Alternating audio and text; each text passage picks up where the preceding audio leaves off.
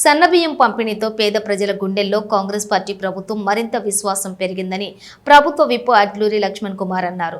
రానున్న రోజుల్లో ప్రజలకు ఇచ్చిన 6 గ్యారంటీలను అమలు చేస్తూ పేద ప్రజల సంక్షేమం కోసం పనిచేస్తామని వెల్లడించారు. జగిత్యాల జిల్లా బుగ్గారం మండలం గంగాపూర్ గ్రామంలో ఏర్పాటు చేసిన సన్నబియ్యం పంపిణీ కార్యక్రమంలో ఆయన పాల్గొన్నారు. గ్రామంలోని ప్రభుత్వ రేషన్ షాపు పరిధిలోని పేద ప్రజలకు సన్నబియ్యాన్ని పంపిణీ చేసి లాంఛనంగా ప్రారంభించారు. అనంతరం అదే గ్రామానికి చెందిన రెంటెం మల్లయ్య ఇంట్లో ప్రభుత్వం అందించిన సన్నబియ్యంతో వండిన అన్నంతో సాపంక్తి భోజనం చేశారు.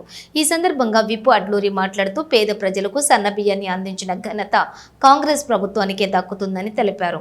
గతంలోని బీఆర్ఎస్ పార్టీ ప్రభుత్వం ఒక్క కొత్త రేషన్ కార్డు కూడా ఇచ్చిన పాపాన పోలేదని విమర్శించారు. తెలంగాణ ప్రజలు మార్పు కోరి కాంగ్రెస్ ప్రభుత్వాన్ని ఎన్నుకున్నారని, ప్రజల ఆకాంక్షలకు అనుగుణంగా కాంగ్రెస్ ప్రభుత్వం పనిచేస్తోందన్నారు.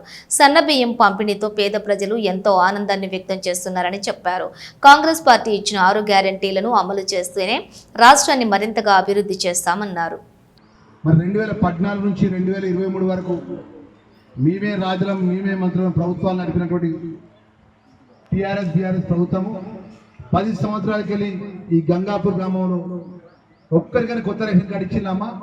ఇవాళ ఎందుకోబట్టి గతంలో ఉన్నటువంటి బీఆర్ఎస్ ప్రభుత్వాన్ని పక్కన పెట్టి గౌరవ ముఖ్యమంత్రిగా పెద్ద రేవంత్ రెడ్డి గారికి గౌరవ మీరందరూ ప్రేమతో అభిమానంతో మీ అన్నగా నేను ఎమ్మెల్యే చేసినామా.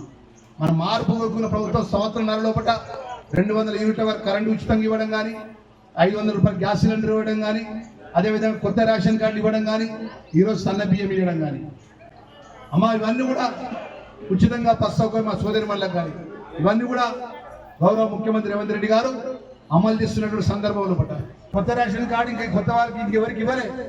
ఆ కొత్త రేషన్ కార్డు కూడా అమ్మా ఈ నెల తారీఖు 30 తారీఖులో కూడా కొత్త రేషన్ కార్డు మొత్తం ఇప్పించి అందులో అర్హత ఉన్న వాళ్ళు కూడా సన్న బియ్యం ఇప్పించే బాధ్యత కూడా నాదే అని చెప్తున్నా.